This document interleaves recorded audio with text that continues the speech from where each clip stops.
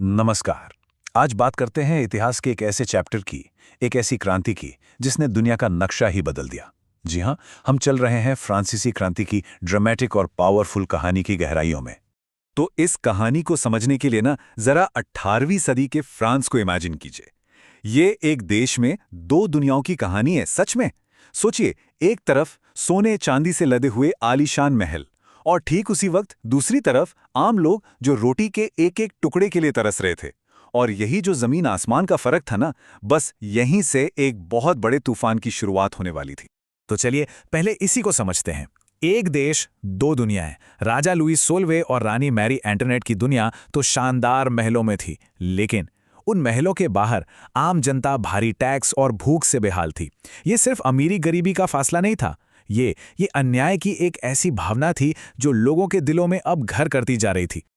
और देखिए, मजे की बात यह है कि अब तक जो लोग चुपचाप सब सह रहे थे ना, उनके मन में अब एक सवाल उठने लगा था। वो सोचने लगे थे कि भाई बस जिंदा रहना ही काफी नहीं है, हमारे भी तो कुछ अधिकार होने चाहिए, हमें भी तो सम्मान और आजादी चाहिए। ये एक बहुत बड़ा मेंटल शिफ्ट था। उस दौर में ना स्वतंत्रता और समानता के नए नए विचार हवा में तैर रहे थे और लोगों तक पहुंच रहे थे। और फिर यही जो एक सोच थी, वो धीरे धीरे पूरे समाज में फैलने लगी। लोगों की जो नाराजगी थी, वो अब सिर्फ एक भावना नहीं रही, वो एक गहरे उबलते हुए गुस्से में बदल गई। शहरों में लोग अब इकट्ठा होने लगे, आपस में बातें करने लगे, और उन्होंने तय कर लिया कि अब और चुप नहीं बैठना है, अब अपने हक के लिए लड़ना ही होगा। और इसी फैसले के साथ हम कहानी के सबसे बड़े टर्निंग पॉइंट पर पहुंचते हैं, बैस्टील का किला।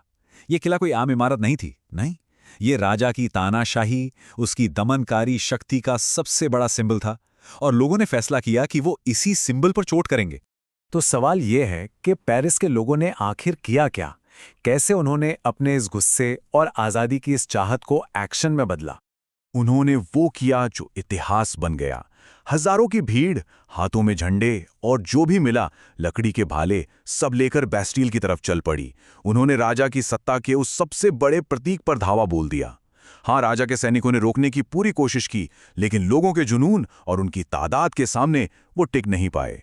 भीड़ ने किले पर कब्जा कर लिया, और बस यही वो दिन था जो फ्रांसीसी क्रांति की ऑफिशियल शुरुआत बन गया।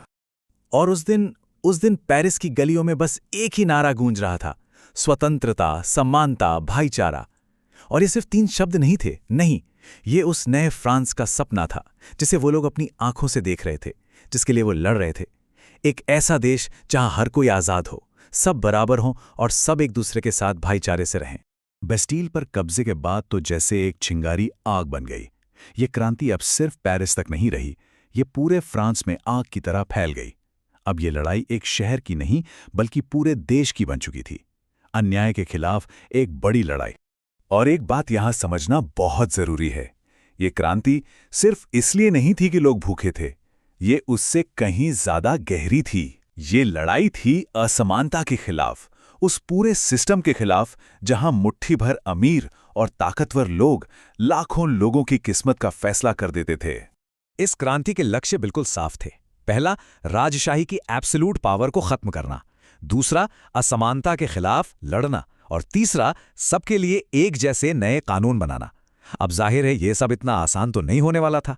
राजा के जो समर्थक थे उन्होंने जबरदस्त विरोध किया, लेकिन क्रांतिकारियों का इरादा पक्का था। और जानते हैं, यही इरादा उनकी सबसे बड़ी ताकत बना। रास्ते में हजारों मुश्किलें आईं, लड़ाइयां हुईं, लेकिन आम लोगों ने हिम्मत नहीं हारी। वो डटे रहे, और आखिर में उनकी इसी जिद और एकता ने राजा लुई 16वें और रानी मैरी एंटोनेट को सत्ता से उखाड़ फेंका। अब फ्रांस के लोग अपने भविष्य के मालिक खुद थे। तो सवाल यह है कि इस क्रांति ने दुनिया को क्या दिया, इसकी लेगेसी क्या है? इसका जवाब उन्हीं 3 शब्दों में है जिन्होंने इस पूरी लड़ाई को जन्म दिया था: स्वतंत्रता, समानता और भाईचारा। इस क्रांति का असर सिर्फ फ्रांस पर नहीं हुआ, इसने पूरी दुनिया को एक बहुत ही पावरफुल मैसेज दिया।